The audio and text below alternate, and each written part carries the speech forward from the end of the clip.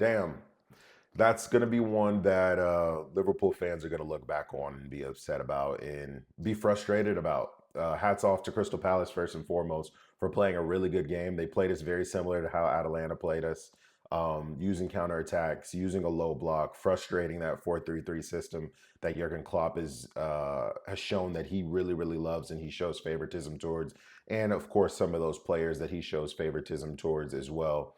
You have to think that we weren't supposed to be here. We weren't supposed to be, fighting for a title this season. And I mentioned this in the last game or in the last video that we recorded is that I think some of the expectations have kind of changed and they continued to change as we kind of went through the season and it became more and more real that we were a part of this title race. But in the beginning of the season, we weren't. None of us were really expecting us to be here to have a cup in the bag and still be in the title race, and we are still in the title race. To what degree? That's up to be debated, and I'll talk about that in a little bit. But you can tell that it's the way that Klopp is setting up this team is really making a lot of the players vulnerable, and it's making a lot of the players look worse than they are. And I think there's more. I think the testament to that statement is Cody Gakpo playing on the left wing and having his best game in a long time, right? Where Klopp typically plays him in the middle of the park. And then on that right hand side, where they pretty much exploited Ibrahima Konate, who is left to defend that position all on his own because how Klopp really wants to use that right back position to bomb up that field. And we really don't have the personnel that has the stamina and the pace to get back and defend. You look at a Jeremy Frimpong or something like that, where he is a type of athlete to where he can bomb up that right wing and then come right back down and cover. But I think also in that Leverkusen side, you have guys that are very defensively responsible, and they also don't play in a 4-3-3, right? They play in that 3-4-3 that Xabi Alonso really likes to use, right? And I think that's why the emergence of the three at the back is kind of coming back into play is that teams are starting to figure out that the 4-3-3 has a lot of vulnerabilities and they counterattack on the wings. And it gives that either a right-sided center back or a left-sided center back way too much to do. And you saw that today with Konate. Konate is a great defender. Konate is probably one of the most promising young center backs in the world, but he can't take on a winger and a left back and then another midfielder who decides to attack that right hand side, or the left hand side attacking, right, all on his own. When you have Trent who's wandered into midfield or Connor Bradley who's still trying to track back from a forward run, it's tough. And I know a lot of people talk about Van Dijk, they talk about Mohamed Salah, they're talking about Nunez and all of that stuff. A lot of these guys have actually, Van Dijk actually didn't have a terrible game today. I know it wasn't his best game, but he didn't make too many mistakes. A lot of players, if you look at the way that they play, or a lot of teams, if you look at the way that they set up and they play, they don't attack Virgil van Dijk. They don't attack Andy Robertson on that right hand side because they know they're very good defensively. The side that they attack, and the most clubs get the most joy out of Liverpool, is down the left hand attacking side and the right hand defending side, where Konate is set. He almost has to play two positions, and I've talked about this week after week after week. Konate is so good at defense that he does actually play two positions: a defensive right back and a right center back. And there was only a matter of time before, there was going to be games where he couldn't handle it. And in most games, he does handle it, which is like a testament to how good Konate is defensively. But teams know they'll be able to get a chance or two off of that left hand side, and that's what happened today. And you also have the right sided midfielder in the midfield three who has so much to do. He's pretty much playing as a defensive.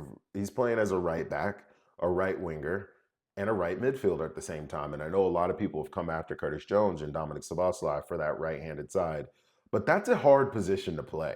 And I think maybe we didn't give Jordan Henderson enough credit for playing that position so well because he wasn't as productive going forward and you didn't get as many assists. but he basically was a defensive midfielder who could run for days and days and days on end. That player is very hard to find. A player like that is very hard to find. And obviously, Curtis Jones is not that type of player. And obviously, Dominic Szoboszlai is not that type of player. And they're trying to kind of shoehorn them into these positions. Sabo can play in that position on his day when he's on form. He's in peak fitness, and that's why it worked so well at the beginning of the season because he was fresh. You know, he was coming off of a break, and it worked really well because he does have the physical attributes to it. But now we're at the business end of the season. It would have benefited if we had an extra guy in there who could alternate and rotate those minutes with Szoboszlai if that was the way that Jurgen Klopp wanted to play. Unfortunately, Curtis Jones got injured, and Ryan Gravenberch got injured, and Dominic Szoboszlai got injured. So a lot of those guys had to play that role without very much rotation and very much break, and you can see it. The midfield looks tired. So teams have figured out how to play against us, and that's unfortunate, but that's just how it's kind of been panning out. So now it's time for Jurgen Klopp to find some answers, and you have to think about, is this maybe why a lot of teams and a lot of managers are getting rid of right backs?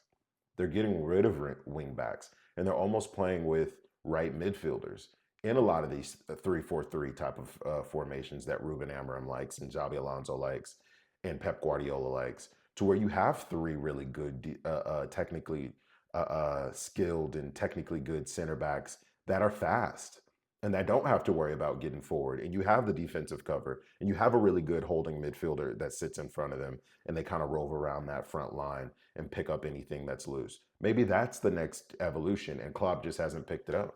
Or maybe Klopp is just so set in the way that he wants to play and the way that he sets up his team. He's not looking for any tactical changes. It's tough. And I think now we'll also look at the points lost in the season. The Tottenham game where the offside decision went against us. The Manchester City penalty where Doku kicked McAllister in the chest. The Odegaard handball where he dribbled it. All those games that we could have gotten a point or three out of, you look back now and you could say, man, we probably would have been maybe 2 or 3 points clear or more right now. But you can't go back. You can't go back. Every game is played on a game-by-game basis, and you have to perform every single game. You look at those Man United games. I think they broke our spirit, unfortunately. To be in full control of them and to throw both of those games away, I think those broke our spirit, and I think it's in a lot of these players' heads. So, but to say, and I'm hearing some stuff about Jurgen Klopp's announcement and how he said it too early and he shouldn't have brought it up in the season and now it's affecting us. He said that in January, guys. It's April. That announcement was in January. We can't use that as an excuse now. That was 4 months ago. If we would have been affected by it, we'd have been affected by it in February. If that really mattered. But I do think it's too soon for LFC and for us as supporters to say that we're out of the title race. Mathematically, it's not. It doesn't make sense to really say that we're out of the title race. We're obviously still in it. Will it be difficult? Yes. Will it be almost impossible to pull this result out? Yes. But this is football. It's one on the pitch. It's not one on paper. And anything can happen. Arsenal's fixtures list is tough. They're playing Aston Villa right now, and that's why I'm kind of late recording this, because I wanted to catch a little bit of it just to see how it went. And City haven't really been City this season, or the City that we saw last season that was so dominant. I think they're there still to drop points, but it'll be hard. And Liverpool are going to have to be perfect for the rest of the season in order to get something out of this. But let me know what you guys think. Is it over? Is the dream over? Is this how we end Klopp's last season? Damn. We'll see you guys next time. Peace.